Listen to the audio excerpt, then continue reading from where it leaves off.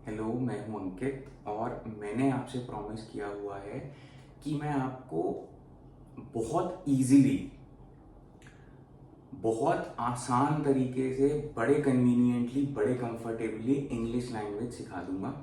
आपका English language सीखने का पर्पस कुछ भी हो सकता है। आपको एग्जाम देना है, कोई आइल्स का एग्जाम देना है या कोई और देना है, आपको किसी से इंग्लिश में बातें करनी है या किसी की इंग्लिश में की हुई बातों को समझना है, न्यूज़पेपर पढ़ना है इंग्लिश का, कुछ भी आपका, जो भी आपका पर्पस होगा ना, मैं हेल्प करूंगा कि आप उस पर्पस को रीच कर सको और इंग्लिश सीख सको, अच्छी इंग्लिश सीख सको। और ये जो आप सीखोगे ना, मैंने उस सीखने की प्रोसेस को बहुत आसान बनाने की कोशिश करी है। मैं आपको कोई भी ऐसी चीज़ नहीं बताऊंगा या सिखाऊंगा जो आपको बोरिंग लगेगी। आपको मोस्टली हर चीज़, क्योंकि मैं आपको कहानियों की हेल्प से सिखाऊंगा। मैंने कुछ कहानियां बनाई हैं इंग्लिश की जिसमें इंटरेस्टिंग लोग हैं। एक छोटी सी बच्ची आइलिन है, या बिल्ली है, उसका नाम है एलेक्स। तो मैंने इंटरेस्टिंग कहानियों में जो इंग्लिश के सेंटेंसेस यूज करे हैं, उन्हीं सेंटेंसेस की हेल्प से मैं आपको बता दूंगा कि ये सेंटेंसेस इस तरीके से क्यों बने हैं। अगर मैंने आपको पास्ट का कोई वर्ड यूज करा है तो मैंने वो क्यों यूज किया है। अगर मुझे इसी सेंटेंस को फ्यूचर में चेंज कर देना है या प्रेजेंट में या पास्ट में या किसी और तरीके से चेंज करना है, तो मैं इस सेंटेंस में क्या चेंजेस करूंगा, बस मैं आपको वो सेंटेंसेस बताऊंगा। उन सेंटेंसेस की मदद से ही, जैसे फॉर एग्जाम्पल हमारे घर में जो छोटे बच्चे होते हैं, हम अपने घरों में जो भी लैंग्वेज बोलते हैं, अगर हम मान लो हम मोस्टली हिंदी बोलते हैं, हम उस बच्चे को बचपन से ही हिंदी की व्याकरण तो नहीं सिखाते ना। चलो स्कूल में वो जाके बच्चे सीखते हैं, हम घरों में तो नहीं सिखाते। तभी भी बच्चा अपने आप ऑटोमेटिकली पिक कर लेता है ना कि उसको लड़की की तरीके से बात करना है, लड़के की तरीके से बात करना है, और उसको पास्ट टेंस में बात करना है। जैसे उसने उसको बोला कि मम्मा मुझे भूख लग रही थी या मम्मा मुझे भूख लग रही है। तो ये सारी चीजें हम बच्चों को तो नहीं सिखाते कि बेटा है ये होता है, था ये होता है। बच्चे ऑटोमेटिकली बातों बातों में पिक कर लेते हैं सारी चीजें। मैं आपसे बातें करूंगा इंग्लिश में, आपको इंटरेस्टिंग बढ़िया बढ़िया किरदारों वाली कहानियां सुनाऊंगा। उसमें कुछ सेंटेंसेज होंगे, थोड़े से वर्ड्स होंगे, वो वर्ड्स क्यों यूज हुए हैं, उनको चेंज क्यों करना है, कब करना है, उसी से ही आप इंग्लिश लैंग्वेज सीख जाओगे। किसी टेक्निकल, किसी बोरिंग चीज में घुसने की जरूरत ही नहीं है। आज का लेसन में मैं कंसंट्रेशन करूंगा, आज के लेसन में मैं कंसंट्रेट करूंगा कि हमने अभी तक के जितने लेसन सीखे हैं। मैंने अभी तक 10 लेसन अपलोड करे हैं। एक अलग से वीडियो बनाया था इज, आर, वॉज, वर्क के यूसेज के ऊपर। आज मैं कोशिश करता हूँ कि इन सभी लेसन्स की जो मेन मेन पॉइंट्स थे ना, उनको इस वीडियो में एक्यूमुलेट करके हमारा रिवीजन भी हो जाएगा। अगर किसी ने पुराने वाले वीडियोस नहीं देखे, उनको पता चल जाएगा पुराने वाले वीडियोस में क्या चीज़ कवर हो रही थी। जब मैंने लास्ट वाला लेसन अपलोड किया था, लेसन 10, तो मैंने आपको वहीं पे बोला था, उसके एंड में बोला था कि मैंने, क्योंकि आपको पास्ट, प्रेजेंट, फ्यूचर के सेंटेंसेस बनाने बता दिए, वो वर्ड्स क्यों यूज होते हैं वो बता दिया, तो ऑलमोस्ट मैं आपकी नींव, बुनियाद रख चुका हूँ इंग्लिश की। अगर आप केवल वही वाले सेंटेंसेस और वही वाले लेसन देखेंगे तो भी आप काम भर की ऑलमोस्ट 50%, उससे भी ज्यादा इंग्लिश बोल पाएंगे, समझ पाएंगे, लिख पाएंगे, सिर्फ उन्हीं लेसन से, पुराने 10 लेसन की हेल्प से। हाँ, थोड़ा सा आपको हल्की सी ये मेहनत करनी है कि आप दिन में 10, 15, 20 मिनट निकाल के कोई भी इंग्लिश का न्यूज़पेपर पढ़ लो। इंग्लिश की कोई ऐप जैसे कि बीबीसी है, उसको डाउनलोड करके कोई भी एक न्यूज़ का आर्टिकल जो भी आपको इंटरेस्टिंग लगता है, चाहे एंटरटेनमेंट से रिलेटेड है, पॉलिटिक्स से रिलेटेड है, किसी भी चीज़ से रिलेटेड है, 15-20 मिनट दो पढ़ने पे। क्योंकि पढ़ोगे और फिर मेरे लेसन भी देखते रहोगे तो ये जो हमारा दिमाग है इसके अंदर आपके स्टोर हो जाएगा। जैसे छोटे बच्चे के दिमाग में चीजें स्टोर हो जाती हैं, आपके भी दिमाग में स्टोर हो जाएंगी चीजें। जब हम गाड़ी चलाते हैं, दूसरा देखो, छोटी सी बात समझो, जब कोई भी गाड़ी या स्कूटी या कोई भी चीज चलाता है तो हम उसको ये तो नहीं बताते स्कूटी में एक्सीलरेटर अगर ऐसे करते हैं तो अंदर कौन सी मोटर चलती है, कैसे पेट्रोल इधर से उधर सप्लाई होता है कि स्पीड बढ़ जाती है एक्सीलरेटर देने पे।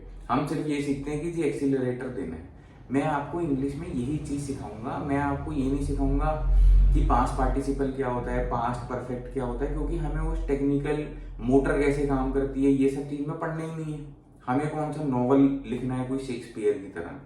जो आम इंग्लिश लैंग्वेज का यूज है, बातें करना, उसको यूज करके कुछ लिखना, किसी की बातों को समझना, लैंग्वेज ही तो है। हिंदी की तरीके से बोलना है, समझना है, अपनी बात को कन्वे करना है, जो हमसे कुछ कह रहा है उसको समझना है। तो ये समझने के लिए केवल इतना समझना जरूरी है कि एक्सीलरेटर को इधर से घुमाया तो स्पीड बढ़ जाती है, या गाड़ी में क्लच दबा के गियर बदलना है। गाड़ी में कार चलाते समय क्लच दबा के गियर बदलना है। अब क्लच क्यों दबाना है, क्यों नहीं दबाना है, उसके पीछे कौन सी साइंस लग रही है, हमें नहीं पढ़ना। उसके चक्कर में हम इंग्लिश में भी नहीं पढ़ेंगे। इसी वजह से मैंने आपको पुराने जो मेरे लेसन्स थे, मैंने आपको टेक्निकल चीज़ों में पास्ट परफेक्ट, पास्ट पार्टिसिपल, इन पे कंसंट्रेशन रखने की जगह मैंने कंसंट्रेशन रखा है कि मैं आपको सेंटेंसेस किस तरीके से कंस्ट्रक्ट होते हैं वो सिखाऊं। आज रिवीजन कर लेते हैं। मैं आपको पहले भी बोल चुका हूँ, पुराने लेसन में अगर आप लेसन 10 तक भी पढ़ लेंगे तो भी आपको 50-60% इंग्लिश बोलने, लिखने, समझने के लिए आ चुकी होगी। थोड़ी सी प्रैक्टिस कर लेना थोड़ी सी। आज रिवीजन कर लेते हैं ताकि पुरानी बातें और अच्छे से हमारे दिमाग में बैठ जाए। रिवीजन करनी जरूरी है। जैसे कार चलाने के लिए, स्कूटी चलाने के लिए थोड़ी सी प्रैक्टिस चाहिए होती है, उसी तरीके से ये भी अगर हमें नॉन टेक्निकल तरीके से इंग्लिश लैंग्वेज सीखनी है तो उसके लिए हमें क्या चाहिए, हमें प्रैक्टिस करनी पड़ेगी, रिपीट करनी पड़ेगी सारी चीजें। तो आज फिर से रिपीट करते हैं। पुराने लेसन्स में हमने क्या पढ़ा था। पुराने लेसन्स में अगर आपने देखे हैं तो आपको याद होगा, मैंने आइलिन छोटी बच्ची से रिलेटेड कुछ स्टोरीज बनाई थी कि वो वाटरमेलन खाती है या खाती थी या वाटरमेलन खाएगी। इन तीनों को किस तरीके से डिफरेंशिएट करते हैं, कैसे सेंटेंसेस बनाएंगे। एलेक्स के ऊपर कुछ कहानियां बनाई थी। अब आज देखो, क्योंकि हम इतने सारे चैप्टर्स को, 10 चैप्टर्स का हल्का हल्का सा रिवीजन कर रहे हैं, तो मैं आपको पूरी एक मजेदार कहानी तो नहीं सुना पाऊंगा। उन्हीं पुरानी कहानियों में जो मैंने सेंटेंसेस यूज करे थे उन्हीं को पिक करूंगा, और वो सेंटेंसेस अपने आप में ही मजेदार हैं क्योंकि उनमें किरदार ही इतने मजेदार हैं। काम जो हो रहा है वो भी अच्छा इंटरेस्टिंग हो रहा है। आइलिन वाटरमेलन खा रही है या एलेक्स पार्क में जा रही है घूमने के लिए। तो पूरी एक कहानी नहीं है, लेकिन हाँ 10 चैप्टर्स में जो मेन सेंटेंसेस थे जिस पे हमारा फोकस था लर्न करने का, हम उसको रिवाइज कर लेते हैं ताकि आज के लेसन से ही आपको केवल और केवल आज के लेसन से बहुत सारी चीजें इंग्लिश की क्लियर हो जाएंगी। इंग्लिश का पास्ट, प्रेजेंट और फ्यूचर और ये सारी चीजों के अलावा सेंटेंस कैसे बनाना है, क्यों बनाना है, और कुछ बड़ी इंपॉर्टेंट बातें जैसे कहाँ पे आइलिन स्पीक्स, आइलिन एंड छोटू स्पीक, एक में स्पीक्स आया है, एक में स्पीक आया है, ये क्या डिफरेंस होता है, ये सारी चीजें हम आज क्लियर कर लेंगे। स्टार्ट करते हैं रिवीजन करने से। रिवीजन में जो मेरा सबसे पहला, यहां से मैंने स्टार्ट किया था, मैं लिखे हुए वो वाले सेंटेंसेस। जो मेरा सबसे पहला लेसन था, लेसन 1, ठीक है। लेसन 1 में मैंने आपको मैंने आपको इंट्रोडक्शन सिखाया था। लेसन 1 में मैंने आपको बोला था कि सबसे पहले आप किसी से मिलोगे या कोई आपसे मिलेगा तो आप उसको सबसे पहले अपने आप को या तो इंट्रोड्यूस करोगे अगर वो आपको नहीं जानता, या सामने वाला अपने आप को आपको वो इंट्रोड्यूस करेगा। तो इधर तो आपको समझना है वो क्या बोल रहा है, या फिर आपको उसको समझाना है इंग्लिश में बोल के कि आप क्या कहना चाह रहे हो अपने इंट्रोडक्शन में। तो मेरा एक सेंटेंस जो इंग्लिश का कॉन्वर्सेशन वाले में था उसको रिपीट कर लेते हैं। वो सेंटेंस था माई नेम। इसी बहाने अगर आपने मेरे पुराने लेसन नहीं देखे हैं तो मैं आपको बता दूं, मेरी क्लासेस का नाम है डैडी इंग्लिश क्लासेस और मेरा नाम है अंकित। तो अगर मैं किसी को अपने आप को इंट्रोड्यूस करते हुए बोलूंगा, अपना नाम बताऊंगा, तो मैं बोलूंगा माई नेम इज अंकित। माई का मतलब होता है मेरा। जल्दी जल्दी रिवाइज कर लेते हैं। नेम मतलब नाम, इज मतलब है। इस सेंटेंस का हिंदी में मीनिंग है मेरा नाम अंकित है। है मतलब इज, जहां पे अगर मुझे था बोलना है, था कि मैं कलकत्ता में रहता था, या फिर यहाँ पे इसका वॉज नहीं बनेगा क्योंकि यहाँ पे मैं आपको आगे जाके बताऊंगा। अगर आपने पहले भी देखा होगा आपको याद आ जाएगा कि यहाँ पे लिव का ही लिव्ड बन जाएगा। अगर मुझे बोलना है आई वॉज ब्यूटीफुल, मैं ब्यूटीफुल था, तो मैं बोलूंगा आई वॉज ब्यूटीफुल। इज का वॉज पास्ट का टेंस है, इसका मतलब होता है, इसका मतलब होता है था। ओके, माई मीन्स मेरा। अगर मैं कहीं पे आई बोलता हूं तो आई का मतलब होता है आई लव यू, जैसे तुम, मैं, आई का मतलब होता है मैं तुमसे प्यार करता हूं। ओके, ये था फर्स्ट सेंटेंस इंट्रोडक्शन का। इसमें भी कितनी सारी चीजें थी। माई का मतलब होता है मेरा। इज यूज होता है जहां पे एक मैं अकेले अपने बारे में बात कर रहा हूं। अगर 2 या 2 से ज्यादा लोगों के बारे दो या दो से ज्यादा लोग या दो या दो से ज्यादा ऑब्जेक्ट, जैसे दो पेन है या दो से ज्यादा पेन है, तो मैं बोलूंगा pens are in my hand, pen is in my hand अगर दो या दो से ज्यादा पेन होंगे। या फिर मैं बोलूंगा pen and notebook are in my hand, जहां पे दो या दो से ज्यादा होगा वहां पे इसकी जगह पे आर आता है। और यही अगर मैं पास्ट के बारे में बात कर रहा होता हूं तो इसकी जगह पे वॉज आ जाता है, आर की जगह पे वर आ जाता है। लेसन 2 में हमने क्या सीखा था? लेसन 2 में मैंने आपको इंटरेस्टिंग सी कहानी सुनाई थी मोटे के बारे में। वो था लेसन 2 जिसका सब्जेक्ट था मोटा, मेरा बेस्ट फ्रेंड बचपन का, जिसको नूडल्स खाना बहुत पसंद था, अभी भी पसंद होगा। अब तो मोटा मुझसे कम बात करता है। मैंने सेकंड लेसन में आपको मोटे के बारे में कुछ बातें बताई थी। अभी मैं इसमें से केवल एक चीज पिक कर रहा हूँ। हर लेसन में से मैंने एक एक चीज पिक करी है ताकि मैं वीडियो को भी छोटा रख सकूं, आपको रिवाइज भी करा सकूं। और मैं आपको मेन चीजें रिवाइज करा रहा हूँ, जो सबसे मेन चीजें थी जिसमें आप गलतियां करने के बहुत ज्यादा आसार होते हैं। सेकेंड लेसन में एक सेंटेंस मैंने यूज किया था, ही लिव्स इन दिल्ली। इससे पहले मैंने आपको लेसन 1 में बताया था कि मैं और मोटा दोनों गाजियाबाद में रहते हैं, हम दिल्ली में रहते हैं, पर दिल्ली कहने में लोग ज्यादा समझते हैं, लोग ज्यादा फेमिलियर हैं, इसलिए मैं दिल्ली जो है सिटी यूज करता हूँ। वो बात साइड में। ही, सबसे पहले ही समझ लेते हैं। ही क्योंकि मैं मोटे के बारे में बात कर रहा हूँ, मोटा जो कि मेल है, लड़का है, वहां पे मैं ही यूज करता हूँ। अगर मैं यहाँ पे अपनी गर्लफ्रेंड के बारे में बात कर रहा होता, या मैं अपनी मम्मी के बारे में बात कर रहा होता है, मैं अपनी सिस्टर के बारे में बात कर रहा होता, कोई भी जो लड़की है, जैसे आइलिन एक लड़की है, आइलिन के बारे में बात कर रहा होता, तो यहाँ पे ही की जगह आ जाता शी। इसका हिंदी में मतलब होता है वह। और जहां एक से ज्यादा हो जाते हैं, यही जना एक से ज्यादा हो जाते हैं। अब एक से ज्यादा वो मोटा जो मेल है उसके साथ में भले ही वो दूसरा वाला फीमेल हो या मेल हो या कुछ भी हो, दो मेल का कॉम्बिनेशन हो, दो मेल फीमेल का कॉम्बिनेशन, फीमेल फीमेल का कॉम्बिनेशन हो, ही और शी की जगह पे वहां पे यूज होता है दे, THE दे का मतलब होता है वे। ओके, ही क्योंकि मोटा, लिव्स इन दिल्ली। अब यहाँ पे सबसे मेन चीज जो समझने वाली है वो ये है, जिसमें बहुत लोग गलतियां करते हैं। मैं आपको ना बहुत लेसन में रिपीट करता हूँ ये वाली चीज, क्योंकि मैंने इंग्लिश बोलने वाले, समझने वाले लोगों को भी इसमें गलती करते हुए देखा है।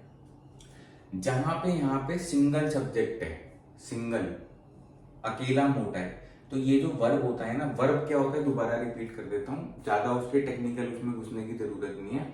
कुछ भी काम करने को, कुछ भी क्रिया जो हिंदी में होती है ना, भले ही वो रहना हो, भले ही वो सोना क्यों ना हो, भले ही वो पढ़ाना हो, मैं आपको पढ़ा रहा हूँ, मैं खा रहा हूँ, मैं पी रहा हूँ कुछ, मैं स्कूटी चला रहा हूँ, या मैं कुछ भी, कोई भी काम, भले ही वो सोना क्यों ना हो, उसको इंग्लिश में बोलते हैं वर्ब। उसको इंग्लिश में बोलते हैं वर्ब। अब जहां पे मैं प्रेजेंट की बात कर रहा हूं, वह दिल्ली में, इनका मतलब होता है में, वह दिल्ली में रहता है, यहाँ पे है आ गया, वह दिल्ली में रहता है। अब क्योंकि यहाँ पे है तो मैंने लिव का पास्ट, हल्का सा रिवाइंड करूं, मैं अभी समझाता हूं इसको दोबारा से। मैं अभी लिख रहा हूं यहाँ पे, लिव का पास्ट होता है लिव्ड। लिव्ड अगर मैं था के बारे में बात कर रहा हूं, लेकिन क्योंकि मैं प्रेजेंट की बात कर रहा हूं, मोटा दिल्ली में रहता है, तो मैं क्या बोलूंगा, मोटा या he lives in Delhi. Main stress जो वर्ड है जो मैं इस वाले सेंटेंस से आपको समझाना चाहता हूं वो ये है कि यहाँ पे मैंने एस यूज किया है, वर्ब के आगे एस यूज किया है। एस हम तब यूज करते हैं ऐसे वर्ब्स के आगे, ऐसे नहीं मतलब कोई भी वर्ब के आगे, जब यहाँ पे सिंगल चीज हो। जैसे pen writes blue, pen blue लिखता है। अब अगर मैं दो पेन के बारे में या दो से ज्यादा पेन के बारे में बात करूंगा तो मैं बोलूंगा पेन्स राइट ब्लू। वहां पे अब दो या दो से ज्यादा होते हैं तो एस नहीं लगता है, सिंगल होता है तो एस लगता है। एक छोटा सा एक्सेप्शन है, मैंने आपको पहले ही बताया था, जहां पे आई आ जाता है ना, इस वाली चीज को भी रिपीट करके समझ लेते हैं। आई के साथ में एक तो इज नहीं लगता कभी भी, आई के साथ में लगता है एम। जहां पे ही इज इंटेलिजेंट होगा, वहां पे अगर मेरे को आई के बारे में बोलना है, आई एम ब्यूटीफुल, तो मैं बोलूंगा आई एम ब्यूटीफुल, आई के साथ में इज नहीं यूज होता। ठीक वैसे जैसे आप लगाओ हम पेट्रोल नहीं पीते, है ना, या हम दूध में पेट्रोल नहीं मिला के पीते, उसी तरीके से आई के साथ में इज नहीं लगता, कोई मतलब ही नहीं है इसका। दूसरा, आई के साथ में आई सिंगल है, आई मतलब मैं, लेकिन तब भी यहाँ पे लिव ही होता है, यहाँ पे एस नहीं लगता। बस ये एक छोटा सा फर्क है, वरना जहाँ पे भी सिंगल सब्जेक्ट होगा, चाहे वो कोई पर्सन है चाहे कोई ऑब्जेक्ट है, वहां पे हम यहाँ पे एस लगाते हैं। जहां पे सिंगल से ज्यादा है, दो या दो से ज्यादा, कितने भी क्यों ना, वहां पे हम एस नहीं लगाते। ही लिव्स, दे, वे, जहां पे मैंने THEY होता है दे, दो या दो से ज्यादा, दे लिव। ये हमेशा याद रखना, इसमें बहुत लोग गलतियां करते हैं। लेकिन जहां पे आई सिंगल आ गया ना, वहां पे आपको एस नहीं लगाना है, आई के साथ में एस नहीं लगता। ये था सेकेंड लेसन का एक सेंटेंस। अब आते हैं थर्ड लेसन पे। थर्ड मेरा लेसन था किसके ऊपर, the cat in my house. Alex, मेरे घर में बिल्ली, वैसे मैंने आपको बताया था एक क्यूट सी बिल्ली बन गई, कि मेरे घर में बिल्ली अभी है नहीं, कभी लूंगा सुंदर सी बिल्ली। अगर होगी और मैं लेसन तब भी आपको सिखा दूंगा, तो मैं आपको दिखाऊंगा वो बिल्ली कैसी है। इसमें मैंने आपको एलेक्स के बारे में बताया था। सेंटेंस इसमें जो मैंने यूज किया था, ये lesson 3, Alex will go to salon today. बस, एलेक्स जो है बिल्ली, विल गो। अब इससे एक चीज रिमाइंड कर लेते हैं अपने आप को, ये विल गो, जहां पे एक तो सबसे पहली चीज, गो मतलब जाना, गो मतलब जाना। आई गो, मैं जाता हूं, एलेक्स गोज, ES लग जाएगा क्योंकि एलेक्स सिंगल, अगर मैं एलेक्स की बात करता हूं। इसका मतलब हो गया एलेक्स जाती है। अब मुझे अगर ये बोलना है कि एलेक्स जाएगी, या मुझे बोलना है एलेक्स खाएगी, खाने का इंग्लिश क्या होता है, ईट। अगर मुझे बोलना है एलेक्स खाएगी, तो मैं क्या बोलूंगा, Alex will eat. I will teach, मैं पढ़ाऊंगा। एलेक्स विल गो, एलेक्स जाएगी। कहाँ पे, सैलून में। टुडे मतलब जो आज का दिन होता है उसको बोलते हैं टुडे, जो आने वाला है दिन उसको बोलते हैं टुमारो, कल। आने वाले कल को टुमारो, बीते हुए कल को बोलते हैं येस्टरडे। ओके, टुडे मतलब आज, इंपॉर्टेंट वर्ड है, इंग्लिश में यूज होता है, बहुत बार यूज होता है। इस सेंटेंस से हमने क्या सीखा कि जहां पे भी मैंने वर्ब को आगे फ्यूचर की बात कर रहा हूँ, वहां पे मैं ऐसे वर्ब के आगे खाना या कुछ भी जो इंग्लिश का वर्ड होता है, उससे पहले बस मुझे क्या लगाना पड़ता है, विल। उससे पहले मुझे विल लगाना पड़ता है, तो वो फ्यूचर का बन गया। I will teach, I will eat, I will love you, मैं तुमको प्यार करूंगा या करूंगी। अभी नहीं करता है व्यक्ति, करूंगा, देखेंगे जी कभी ना कभी। ये था लेसन 3 का एक सेंटेंस। लेसन 4 में मैंने आपको क्या पढ़ाया था, लेसन 4 में मैंने आपको बताया था माई फर्स्ट डेट।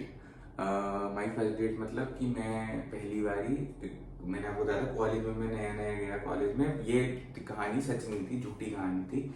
और एक लड़की के साथ मैं कॉफी पीने के लिए गया दिल्ली में, तो उस लड़की ने उस डेट मतलब किसी, जैसे कोई लड़का या लड़की कहीं बाहर घूमने के लिए जाते हैं, उसको बोलते हैं डेट। और उस लड़की ने मेरे बारे में जानने के लिए, क्योंकि मैं अलग स्ट्रीम का स्टूडेंट था, वो अलग स्ट्रीम की थी, हम एक दूसरे को नहीं जानते थे, उसने मुझे जानने के लिए मुझसे कुछ सवाल पूछे। उसने मुझसे वो सवाल, कौन से सवाल पूछे, मैंने आपको 5 सवाल बताए थे, और इन 5 सवालों में मैंने आपको वाई, व्हाट, वेयर, विच और व्हेन, ये 5 शब्द सिखाए थे सेंटेंसेस की मदद से। इंटरेस्टिंग सी कहानी थी। उसने मुझसे पूछा, हाँ जी वाई आर यू लेट, क्योंकि मैं लेट पहुंचा था। मैंने आपको बोला था कि क्योंकि मैं लेट पहुंचा, तो वो घबरा गई, कहीं रेस्टोरेंट का बिल उसको ना देना पड़ जाए, है ना, याद है अगर लेसन देखा था। मैंने आपको 5 वर्ड बताए थे लेसन नंबर 4 में। लेसन 4 में वाई का मतलब होता है क्यों, व्हाट का मतलब होता है क्या, वेयर का मतलब होता है कहाँ, विच का मतलब होता है which is your favourite movie, कौन सा या कौन सी, व्हेन का मतलब होता है कब, व्हेन का मतलब होता है कब। अब इस वाले लेसन में मैंने आपको एक मेन चीज सिखाई थी जो कि आपको याद रखनी है, और बहुत सारे लोग इस वाली चीज में गलती करते हैं कि जब भी हम इन सेंटेंसेस को यूज करके ना क्या, कहाँ, क्यों को यूज करके किसी से सवाल पूछते हैं, तो ये वाले वर्ड्स जो होते हैं ये हमेशा सेंटेंस के शुरू में आते हैं, बिगिनिंग में। बहुत सारे लोग जो इंग्लिश बोल लेते हैं और इंग्लिश में बात करते हैं, इंग्लिश में लिख भी लेते हैं, वो ये गलती करते हैं, वो इन वाले वर्ड से अपने सेंटेंस को शुरू नहीं करते। जैसे मैं आपको बताता हूं,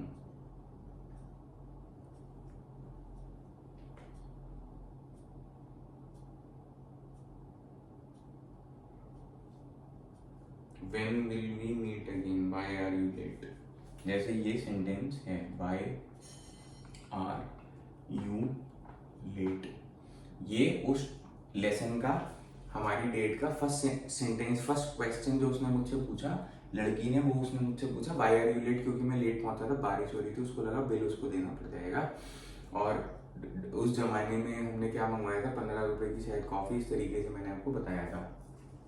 वाई आर यू लेट, इसका हिंदी में अगर मैं ट्रांसलेशन करता हूँ तो हिंदी में ट्रांसलेशन बनता है तुम लेट। लेट मतलब देरी, देरी से, तुम देरी से क्यों आए हो। इस तरीके से एक आधा ट्रांसलेशन इसका सेम तरीके से और हो सकता है कि तुम देर से क्यों आए हो, तुम देरी से क्यों आए हो, तुम्हें देर क्यों हो गई, इस तरीके से। अब हिंदी में जब हम सवाल पूछते हैं ना, तो ये क्यों या कहाँ, वेयर का मतलब कहाँ, तुम कहाँ रहते हो, तो कहाँ जो है ये यहाँ पे क्या है, ये सब सेंटेंस के बीच में आते हैं। अब इंग्लिश में क्या हो जाता है, ये जो क्या, कहाँ का इंग्लिश वाले वर्ड होते हैं ना, ज्यादातर डब्ल्यू से शुरू होते हैं, वो हमेशा सेंटेंस के शुरुआत में आते हैं, शुरुआत में। तो इस वाली चीज को याद रखो। अगर आप किसी से पूछ रहे हो ना, व्हाट इज योर नेम, तुम्हारा नाम क्या है, आपने किसी से ही पूछा, हिंदी में आप पूछते हो तुम्हारा नाम क्या है। अब एकदम से जब हम सोचते हैं ना हमें इंग्लिश में पूछना है, तो हम हिंदी का इंग्लिश में ट्रांसलेशन करने लग जाते हैं। तो हम सबसे पहले बोलते हैं तुम्हारा, योर नेम इज व्हाट, नहीं, what, why, where, which, when, who, ये सारे वर्ड्स जो हैं ये सेंटेंस में सबसे शुरुआत में यूज होते हैं। उसने मुझसे पूछा वाई आर यू लेट, उसने मुझसे पूछा what is your full name, क्योंकि उसे सिर्फ मेरा पहला नाम पता था अंकित। उसने मुझसे पूछा वेयर डू यू लिव, तुम कहाँ रहते हो, तुम कहाँ रहते हो। इन सभी सेंटेंसेस में सेंटेंसेस की शुरुआत इन वाले शब्दों से हुई थी, इन वालों से। तो अगर आप इंग्लिश में क्वेश्चन पूछ रहे हैं तो आपको हमेशा इन वाले वर्ड से शुरुआत करनी है, उसके बाद में बाकी का सेंटेंस यूज करना है। ये था लेसन नंबर 4 का टेक अवे। ट्रेन आ गई मेरे घर के पास में, ट्रेन जाती है तो उसके हॉर्न की आवाज है, अगर आ गई इसके अंदर तो। लेसन 5 क्या था, लेसन 5 था फैमिली ट्रिप, जिसमें डैडी हमें मसूरी लेके गए।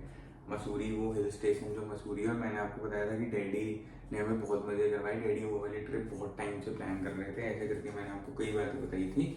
अब इसमें एक सेंटेंस मैंने यूज किया था,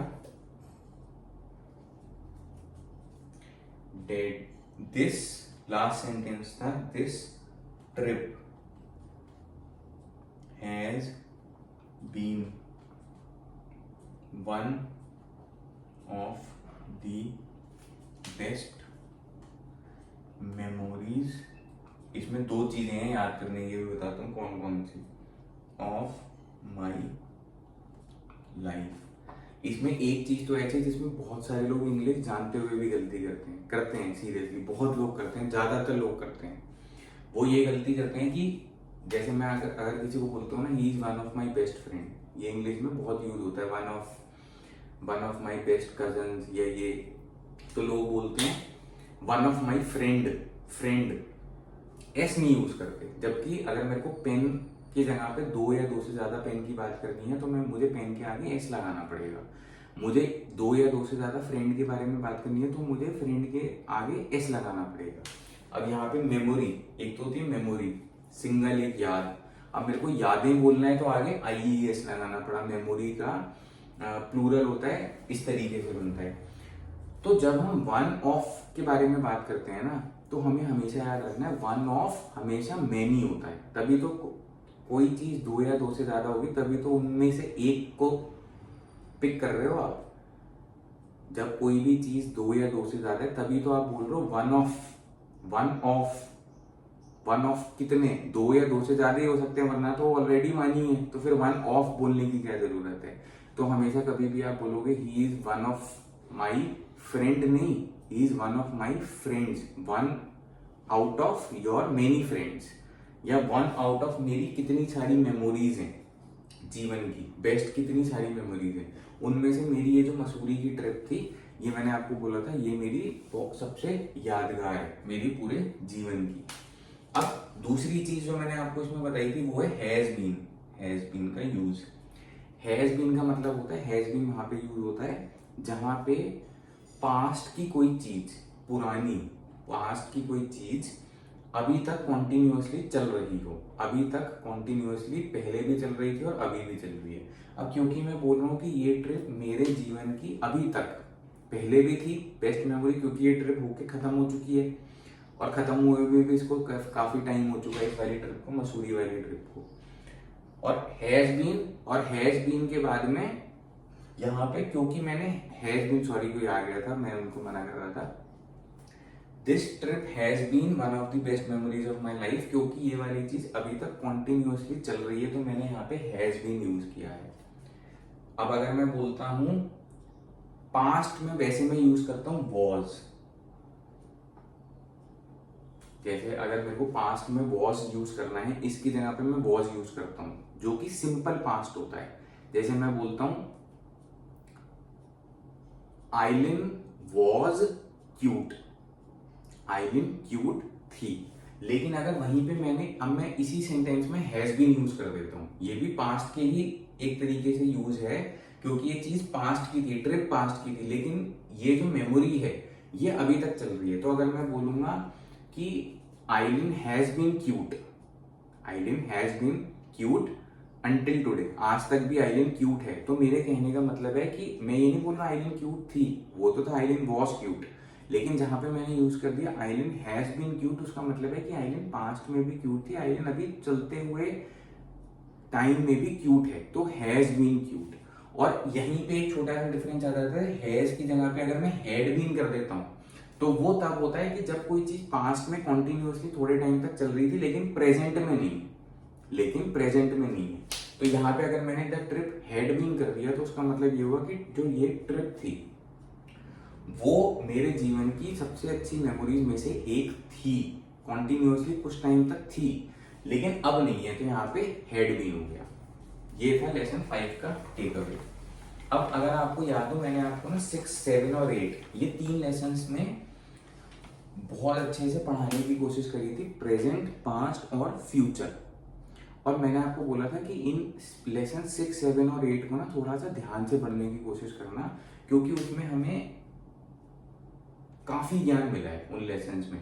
हमें कभी भी किसी के सामने इंग्लिश में बात करनी है या कुछ लिखना है तो इधर तो हमें उसको प्रेजेंट में लिखना है कोई भी चीज, या हमें उसको पास्ट में लिखना है, हमें उसको फ्यूचर में लिखना है, ये तो चीज बुनियाद है, इसकी आवश्यकता पड़ेगी ही पड़ेगी। तो 6, 7 और 8 जो लेसन थे वो पूरे कॉन्सेंट्रेट करते थे प्रेजेंट, पास्ट और फ्यूचर के ऊपर। उन सेंटेंसेस में मैंने आपको टॉपिक एक ही लिया था जिसके इर्द गिर्द मैंने कहानी बनाई थी। टॉपिक था आइलिन एंड वाटरमेलन। आइलिन का फेवरेट फ्रूट है वाटरमेलन, तरबूज, जिसको हिंदी में बोलते हैं तरबूज, और उस पर मैंने कहानी बनाई थी। अब रिपीट कर लेते हैं कि मैंने इसमें क्या क्या सिखाया था। मैं इसमें एक सेंटेंस नहीं उठा रहा, मैं इसमें कॉम्बिनेशन उठा रहा हूँ। 6 में आइलिन, मैंने आपको क्या सिखाया था उसको रिपीट कर देते हैं।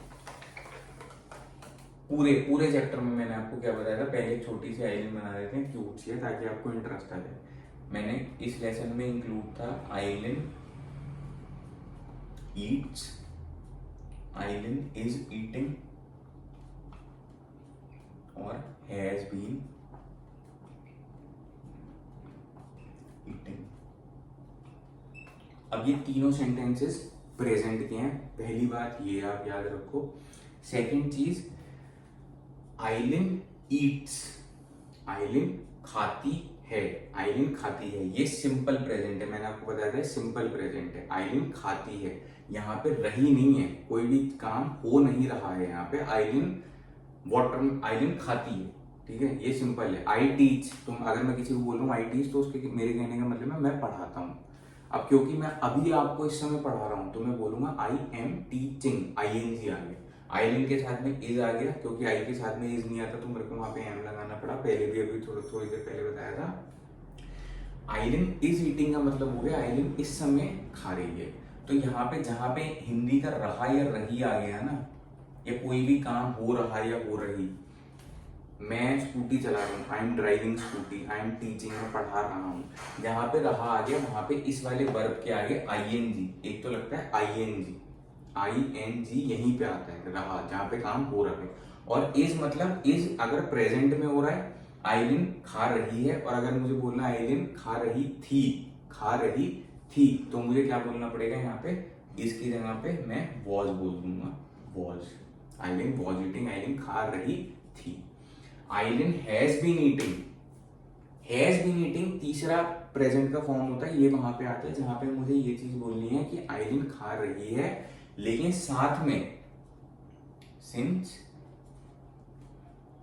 2 PM, लेकिन साथ में अगर कोई टाइम पीरियड भी जुड़ गया, आइलिन हैज बीन ईटिंग कितने समय तक, एक टाइम पीरियड जुड़ता है हैज बीन के साथ में कि 2 बजे से खा रही है, 2 बजे से खा रही है, या फिर Aileen has been studying since yesterday night, या I have been living in Delhi for 5 years। अगर मैं इस तरीके से बोलता हूं तो यहाँ पे हैज बीन या हैव बीन आता है, उसके साथ में टाइम पीरियड भी होता है उसको डिफाइन करने के लिए, मैंने आपको डिटेल में समझाया था लेसन 6 में, ये प्रेजेंट के फॉर्म थे। अब लेसन 7 में भी आइलिन थी और वाटरमेलन था, इसको मिटा के 7 कर देते हैं। 7 में हमने क्या सीखा था, आइलिन एट, आइलिन वॉज ईटिंग,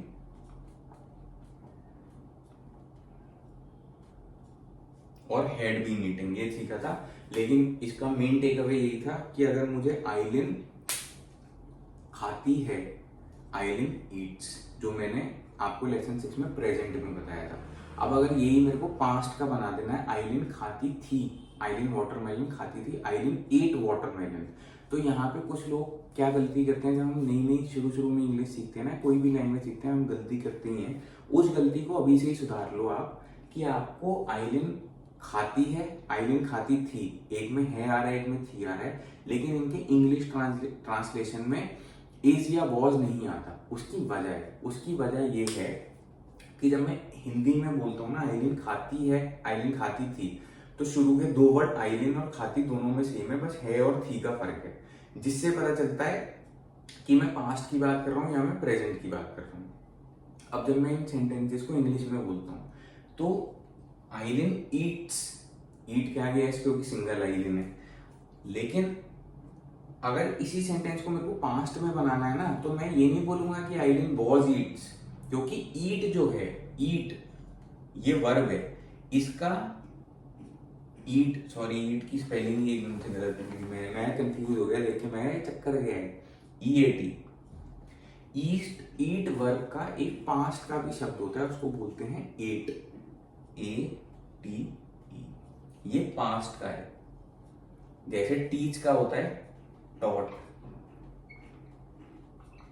तो अगर मैं बोलता हूं मैं पढ़ाता हूं, तो आई एम, वो मेरे को बोलने की जरूरत नहीं है आई के साथ में इज एम लगाने की, आई टीच, मैंने पढ़ाया, आई टॉट, ओके। तो मुझे यहाँ पे जहां पे मेरे को सिंपली आइलिन खाती है, आइलिन खाती थी, मेरे को सिंपल ये वाले वर्ड बनाने हैं, तो मुझे इज या वॉज की जरूरत नहीं है, क्योंकि मैं वर्ब जो कि ईट है या स्लीप है, स्लीप का पास्ट क्या होता है, स्लेप्ट, आइलिन स्लीप्स, आइलिन स्लेप्ट, आइलिन सोती है, आइलिन सोई, आइलिन स्लेप्ट, ओके। अब यहाँ पे बस छोटी सी चीज, छोटा सा जो चीज हमें एक चीज याद रखनी है, वो ये याद रखनी है कि जो ING होता है ना, इस वाले चैप्टर में मैंने आपको सिखाया था, जो ING रहा और रही में यूज होता है, स्लीपिंग, ईटिंग, टीचिंग, वो हमेशा प्रेजेंट वाले वर्ब के फॉर्म के साथ में यूज होता है, जैसे ईटिंग या टीचिंग। ईटिंग नहीं होता कुछ भी, ATING, ATING कुछ नहीं होता। या टीच का पास्ट क्या होता है? टॉट। टॉटिंग कुछ नहीं होता।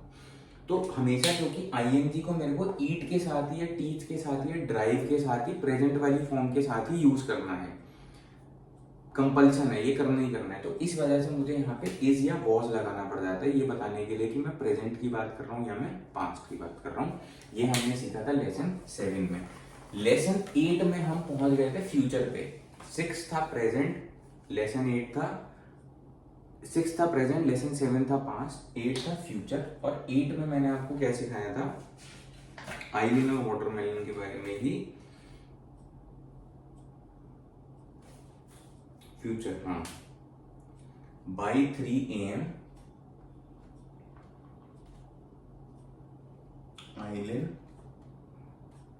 will have eaten watermelon। 3 बजे तक, बाई का मतलब होता है तक, बाई का मतलब होता है इस तरीके से। अगर मैं इसको टाइम के साथ में यूज करता हूँ तो बाई का मतलब होता है तक। जैसे अगर मेरे को बोलना है कि मैं मंडे तक आ जाऊंगा मसूरी, तो मैं बोलूंगा by Monday, I will arrive in Mussoorie by Monday. By 3 AM Aileen will have eaten. Will eat खाएगी, और ये जहां पे विल हैव ईटन हो गया ना, जहां पे ये हैज या हैव इस तरीके से आया, विल हैव ईटन, इसका मतलब होता है चुका, खा चुकी होगी। तो जहां पे भी चुका या चुकी होगी वहां पे हैज या हैव आता है। ये मैंने आपको और ज्यादा क्लियर किया था लेसन 10 में। लेसन 10 में मैंने सिर्फ और सिर्फ इस पे कॉन्सेंट्रेट किया था कि प्रेजेंट, पास्ट और फ्यूचर में एक तो होता है कि आई एट और एक होता है आई हैव ईटन। तो जहां पे ये सेकंड वाले वर्ड के हिंदी ट्रांसलेशन में आता है मैं खा चुका हूं, जहां पे भी चुका वाली चीज आती है ना, वहां पे हमें हैज या हैव लगाना पड़ता है। और वर्ब का एक तीसरा फॉर्म भी होता है, तीसरा। ईट था प्रेजेंट, एट था पास्ट, और ईटन ये था तीसरा फॉर्म। और जहां पे भी चुका आता है वहां पे हमें हैज या हैव के साथ डिपेंड करता है। हैज हम यूज करते हैं सिंगल के साथ में, और हैव हम यूज करते हैं जहां पे 2 या 2 से ज्यादा होते हैं। ये सेंटेंस अलग है क्योंकि मैं यहाँ पे फ्यूचर की बात कर रहा हूँ, इस वजह से यहाँ पे विल के साथ में हैज नहीं आएगा, विल हैव ईटन ही आएगा। उसके पीछे की वजह क्या मैंने आपको शायद पहले बताई थी पहले लेसन में, अभी उसमें नहीं घुसते हैं। ईट, एट, ईटन, जहां पे भी वर्ड आता है ना हिंदी का चुका, आई ईट खाता हूं, आई एट मैंने खाया, ईटन मैं खा चुका हूं। तो अगर हिंदी में मैं अलग अलग तरीके से बोलता हूँ तो मेरे को इंग्लिश में भी अलग अलग तरीके से बोलना है। तो जहां पे भी चुका या चुकी आया वहां पे हैज ईटन, हैव ईटन या have taught, I have taught you, मैं आपको पढ़ा चुका हूं। अगर आप मेरे से बोलोगे सर वो वाला चैप्टर या भाई वो वाला चैप्टर दोबारा पढ़ा दो, तो मैं आपको बोलूंगा I have taught you, I have taught you, मैं तुमको वो पढ़ा चुका हूँ, तो मैं दोबारा नहीं पढ़ाता, I have taught you.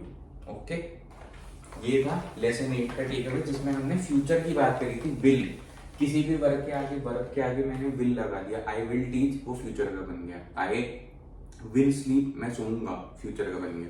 I sleep, मैं सोता हूँ, वो प्रेजेंट का है। विल लगा दिया, मैं सोऊंगा, वो फ्यूचर का बन गया। हाँ, अब आ गया लेसन 9। लेसन 9 में हमने क्या सीखा था? लेसन 9 में हमने बहुत इंपॉर्टेंट चीज सीखी थी, दोबारा रिपीट कर रहा हूँ, ध्यान से सुनना, ये चीज काफी इंपॉर्टेंट है। और शुरू में जब हम कोई भी लैंग्वेज सीखते हैं उसमें कोई ना कोई ऐसी चीज होती है जिसमें हम सोचते हैं कि यार ये तो सेंस नहीं बना रहा, ये चीज सेंस नहीं बना रही। जैसे मैंने आपको इसमें जो एग्जाम्पल लिया था वो एग्जाम्पल था आइलिन। आइलिन की स्पेलिंग में गलत कर रहा हूँ आज, आइलिन वीडियो देखेगी तो पूरा मान सकती है। आइलिन इज क्यूट, छोटी बच्ची है आइलिन, मेरे ख्याल से होगी सेकंड में या थर्ड में, मेरे फ्रेंड की बेटी है, प्यारी सी है। भाई भैंस के नाम भी अच्छा है और ये है भी बहुत शरारती टाइप की, तो इस वजह से मैं इसका नाम यूज करता हूँ। आइलिन इज क्यूट, आइलिन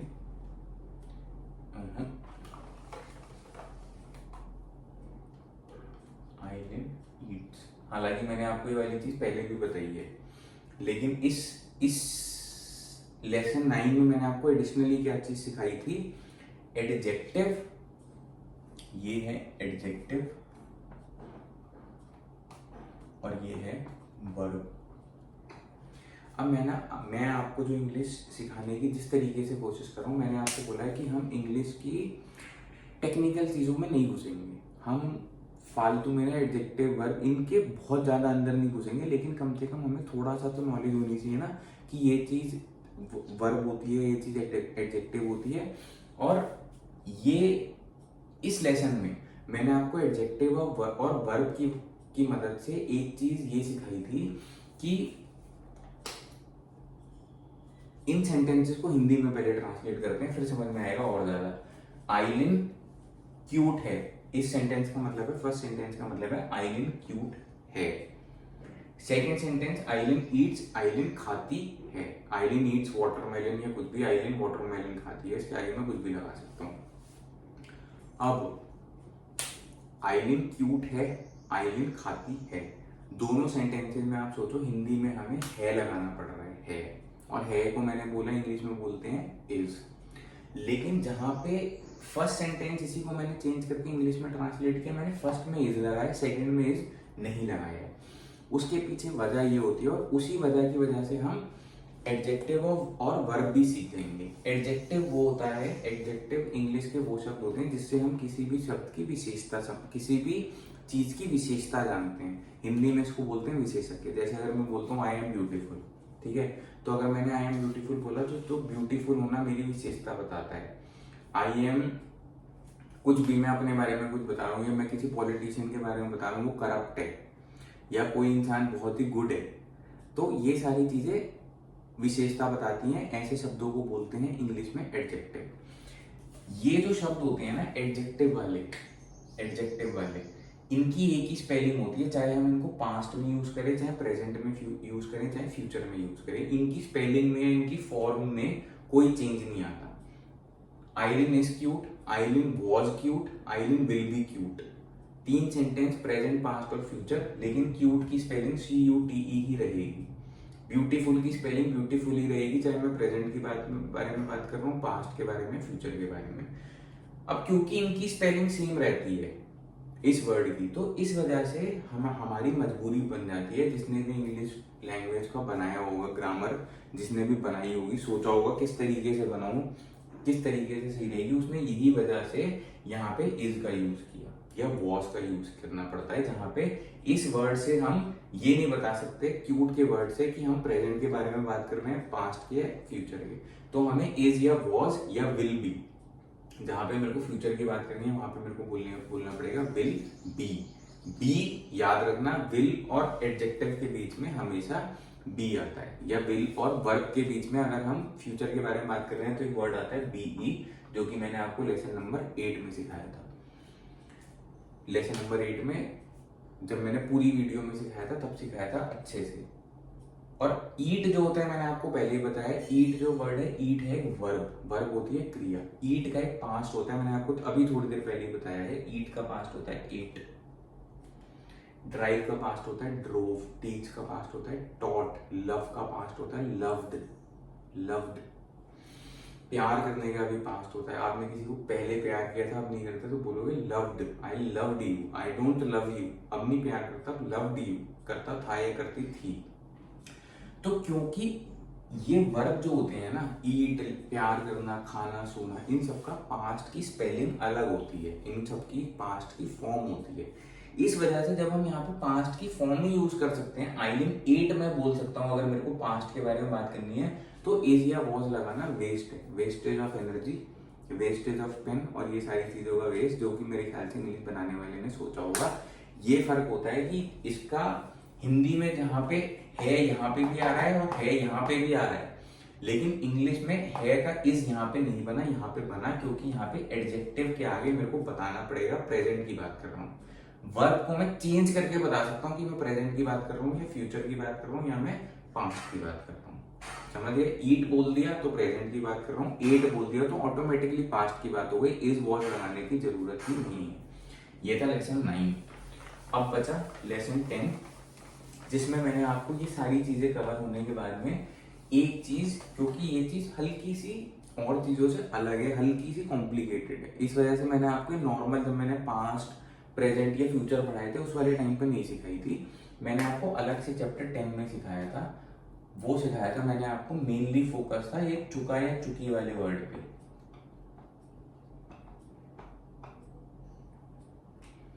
इसमें मैंने आपको एग्जांपल दिया था कि अगर मैं मसूरी, मेरे दोस्त ने मेरे को बोला कि चल भाई मसूरी चलते हैं इन गर्मियों की छुट्टियों में, गर्मियों की छुट्टियां तो खैर अब नहीं पड़ती, इस सैटरडे संडे हम मसूरी चलते हैं। तो मैं उसको हिंदी में, अगर मैं मसूरी ऑलरेडी हो चुका हूँ तो मैं उसको हिंदी में क्या जवाब दूंगा? मेरा हिंदी का सेंटेंस क्या होगा?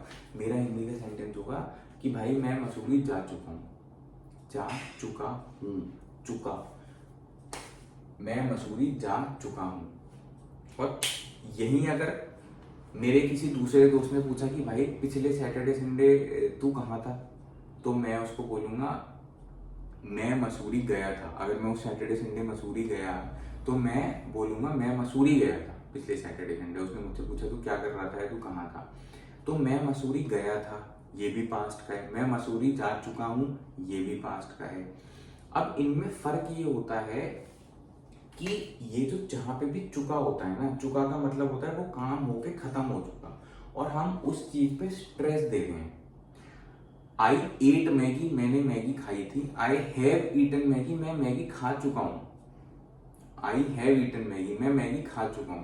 तो जहां पे मेरे को उस चीज पे स्ट्रेस देना है ना और चुका वाला वर्ड यूज करना है, वहां पे हम सिंपल पास्ट की जगह, सिंपल नॉर्मल वॉज की जगह पे हैज या हैव